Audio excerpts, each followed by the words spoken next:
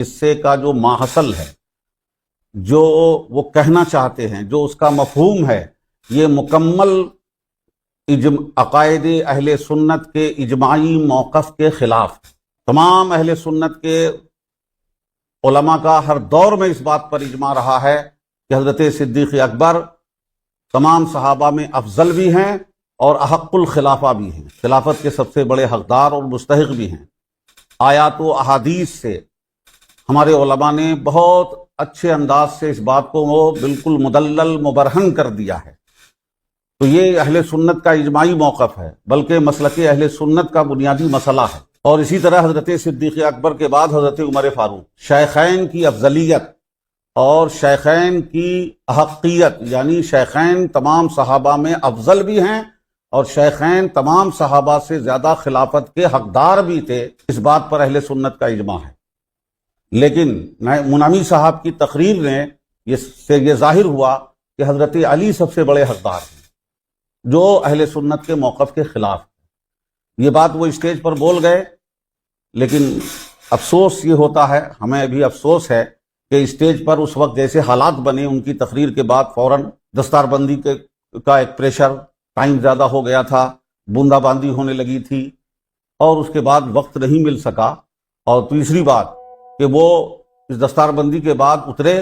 اور اترنے کے بعد جلسہ ختم ہونے سے پہلے ہی خانقاہ سے رخصت ہو گئے۔ تو ایسے کچھ آزار بنے، کچھ لوگ سکتے میں تھے، کچھ لوگ خاموش تھے، دیکھ رہے تھے۔ بے چینی تمام علماء کے اندر پائی گئی،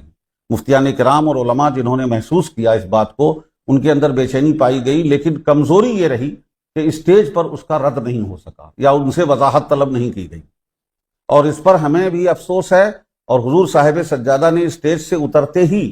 سب سے پہلے عارف میاں سے پوچھا، منمی صاحب کے کمرے کی طرف جاتے ہوئے، کہ وہ کہاں ہیں، تو پتہ چلا کہ وہ چلے گئے۔ اس کے بعد حضور صاحب سجادہ یہاں آئے، ہماری آفس میں آئے۔ مولانا فاضل صاحب میسوری، مولانا سیف خالد، مولانا منظور عالم اشرفی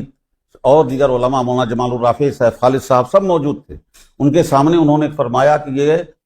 یہ غلطی ہو گئی، یہ مسئلہ یہ غلط ہو گیا ہے، غلط بات بول کر وہ چلے گئے ہیں، اور اس دن سے بے چینی ظاہر ہے۔ اب اس کے بعد بیچ میں بہرحال یہ بھی بات آئی کہ ان سے پہلے رابطہ کر کے وضاحت طلب کی جائے، تو ان سے رابطہ کرنے کی کوشش کی گئی، اور یہاں سے مولانا شبیر احمد، مفتی شبیر احمد راج محلی جامعی نے ان سے رابطہ کیا، اور انہوں نے باضابطہ یہ بیان دیا، اور ان کے پاس ریکارڈنگ موجود ہے کہ انہوں نے ان سے گفتگو کرتے ہوئے کہا کہ آپ خود متکلم ہیں، وضاحت کر دیں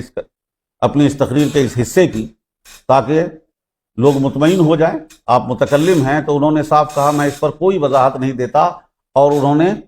فون کاٹ دیا۔ یہ مفتی شبیر راج محلی صاحب نے بیان دیا ہے، میرے پاس اس کا ریکارڈ محفوظ ہے۔ تو یہ مرحلہ بھی طے ہو گیا کہ ان کو وضاحت کا موقع دیا جائے۔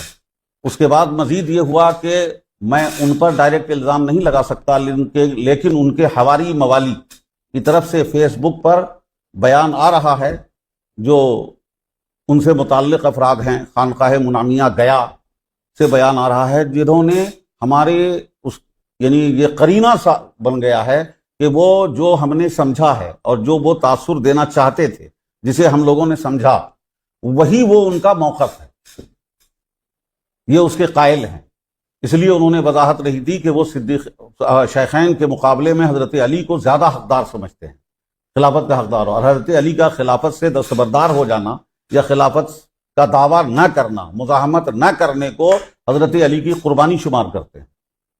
یہ بالکل ایک گمراہانہ عقیدہ ہے، اہل سنت کے اجماعی موقف کے خلاف ہے۔ اہل سنت کے علماء، مشائخ، صوفیاء سب کا اجماعی موقف ہے،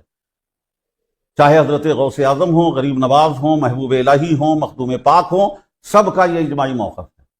اور اس کے خلاف انہوں نے یہ شوشہ چھوڑا ہے۔ آج کل سوشل میڈیا پر کچھ لوگ اس موقف، اپنے موقف یعنی حضرت علی کی تفضیل اور خلافت کی حقیت، زیادہ حقدار ہونے پر دلائل پیش کر رہے ہیں۔ تو میں ایک بات عرض کر دوں کہ یہ مسئلہ ہمارا اس وقت تحقیق کا موضوع نہیں ہے۔ تحقیق پر بہت ساری گفتگو ہو سکتی ہے، فضائل پہ بڑی گفتگو ہو سکتی ہے، حضرت علی کے بھی فضائل کم نہیں ہیں، لیکن وہ ساری گفتگو کا یہ محل نہیں ہے۔ مختصراً یہ ہے کہ یہ مسئلہ تحقیق کا نہیں ہے، مسئلہ فیصل ہو چکا ہے، اہل سنت کا موقف بن چکا ہے۔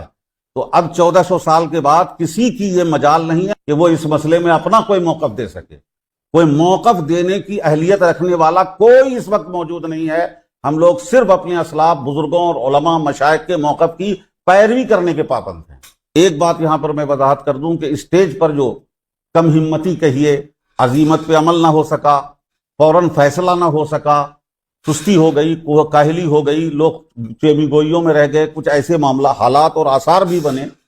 کہ جس کی وجہ سے لوگ ہمت نہیں کر سکے. لیکن یہ سارے آثار کے بعد ہم اس بات کو تسلیم کرتے ہیں کہ یہ کوتاہی ہوئی ہے، یہ کمزوری ہوئی ہے کہ بر وقت اسٹیج پر اس کی صفائی نہ ہو سکی.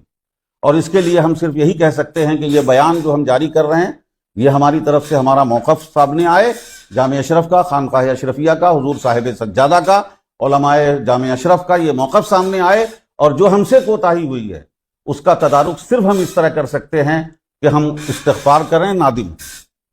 ہم اس پہ ندامت کا اظہار کرتے ہیں بلا خوف لومت لائم کہ ہم سے کمزوری ثابت ہوئی ہے، کہ ہم نادم ہیں اس بات پر، اور استغفار پڑھتے ہیں اللہ معاف کرے سب کو. تو یہ